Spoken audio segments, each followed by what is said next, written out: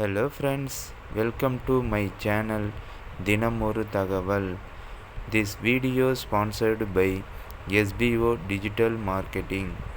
Android phone ஒன்று இருந்தால் போதும், வீட்டிலிருந்தே நாம் ஃபேஸ்புக், இன்ஸ்டாகிராம், யூடியூப் சேனலில் போஸ்ட் போடுவதன் மூலம் ஈஸியாக பணம் சம்பாதிக்கலாம்.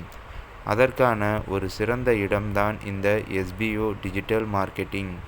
ஸ்கிப் பண்ணாதீங்க, பெரிய தப்பு. தினம் ₹300 சம்பாதிக்க அரிய வாய்ப்பு. இன்ஸ்டாகிராம், ஃபேஸ்புக் பயன்படுத்த தெரிந்தால் போதும், content post and content publishing மூலமா தினம் ₹300 சம்பாதிக்கலாம். இந்த வேலை செய்ய 5 நிமிடம் போதும். Work training support, group communication support, all language customer live chat support, முக்கியமா சொந்தமா ஒரு பிசினஸ் ஸ்டார்ட் பண்ற அளவுக்கு உங்களால கற்றுக்கொள்ளவும் முடியும், சம்பாதிக்கவும் முடியும். இந்த வேலை வாய்ப்பு வழங்குவது 5 வருடத்திற்கு மேல ரன் ஆகிட்டு இருக்க நம்ம தமிழ்நாட்டு company school of business organisation private limited. மேலும் விவரங்களுக்கு டிஸ்கிரிப்ஷன்ல கொடுத்திருக்க நம்பருக்கு வாட்ஸ்அப் பண்ணுங்க. காது வலி நீங்க சில மருத்துவ குறிப்புகளை தான் நாம் இந்த வீடியோவில் பார்க்க போகிறோம்.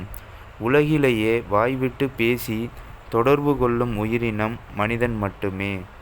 அந்த மனிதன் பிற மனிதர்கள் தன்னிடம் கூறும் வார்த்தைகளையும் பிற சத்தங்களையும் கேட்க உதவும் உறுப்புகள் காதுகள் ஆகும். அந்த காதுகளில் சில சமயம் சிலருக்கு வலி ஏற்பட்டு அவர்களை துன்புறுத்துகிறது. அந்த காது வலியை பற்றியும் அது நீக்குவதற்கான மருத்துவ குறிப்புகளை பற்றியும் இங்கு காண்போம். காது வலி ஏற்படுவதற்கான காரணங்கள்.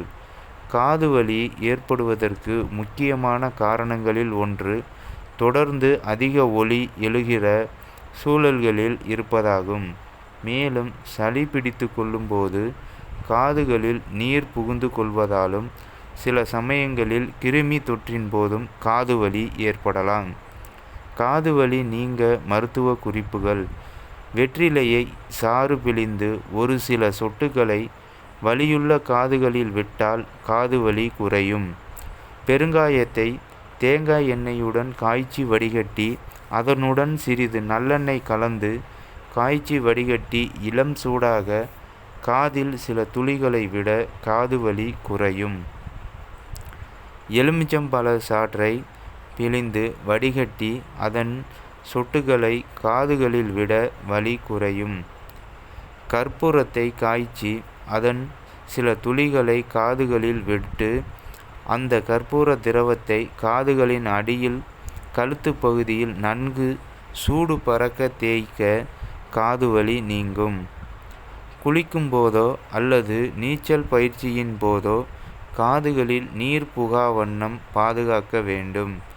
அதிக அளவு ஒலிகளை கேட்காதவாறு பார்த்து கொள்ள வேண்டும். இதனை சரியாக கடைபிடித்தாலே பாதி பேருக்கு காது வலி வராது.